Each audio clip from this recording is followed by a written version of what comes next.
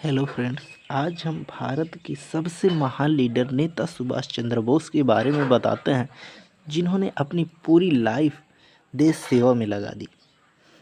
परंतु हम लोग उनके विषय में ज़्यादा जानते ही नहीं हैं। तो आज हम नेता सुभाष चंद्र बोस के बारे में आपको बताते हैं।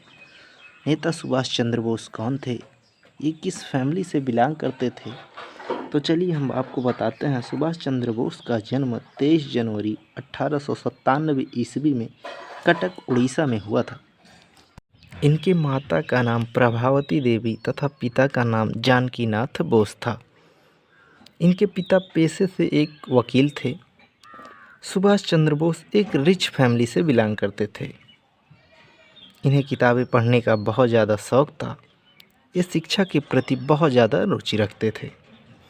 सुभाष चंद्र बोस 1919 ईस्वी में इंग्लैंड में आईसीएस की तैयारी के लिए जाते हैं और मात्र एक ही वर्ष के अंदर 1920 ईस्वी में आईसीएस की परीक्षा उत्तीर्ण कर लेते हैं, जिससे यह पता चलता है कि ये बहुत ज़्यादा पढ़ने में तेज भी थे।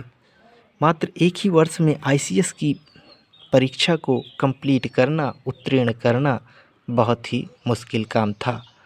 ये आईसीएस की परीक्षा में चौथा रैंक लेकर आए थे।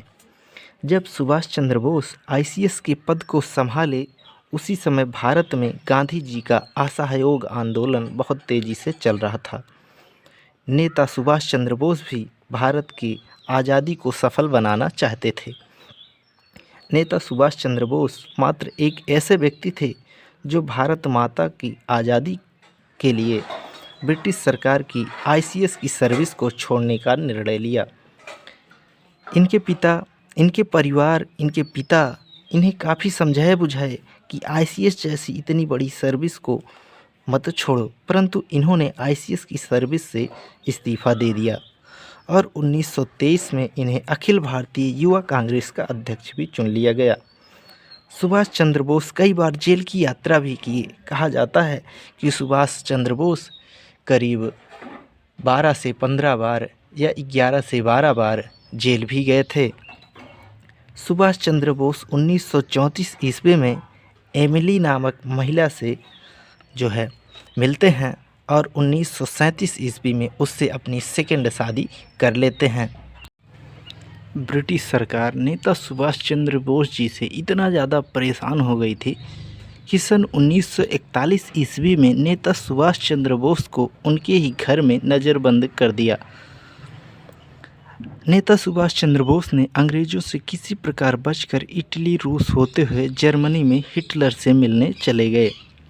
कहा जाता है जब वे हिटलर से मिलने गए थे तब हिटलर इनके पास आता है और अपना एक हाथ आगे बढ़ाता है। तब सुभाष चंद्र बोस उससे हाथ मिलाते हैं और बोलते हैं, हमें आपसे नहीं हिटलर से मिलना है, क्योंकि वह हिटलर का कॉपी था जो एकदम से हिटलर के जैसा ही दिखता था। उसके बाद हिटलर आता है और उनसे पूछता है कि सुभाष चंद्र बोस, आप हमें पहचानते कैसे हो।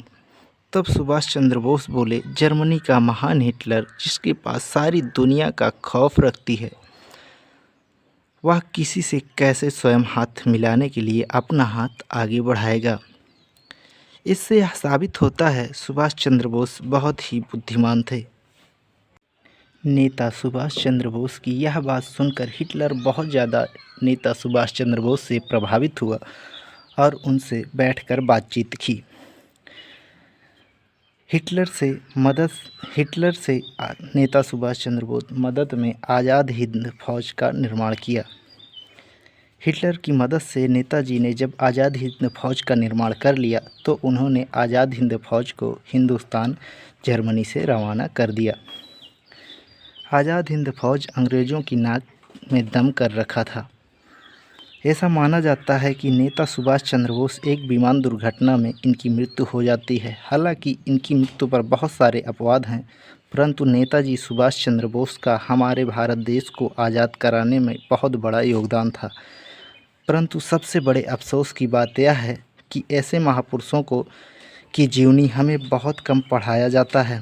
जो कि इन्होंने अपनी पूरी लाइफ देश सेवा में लगा दी।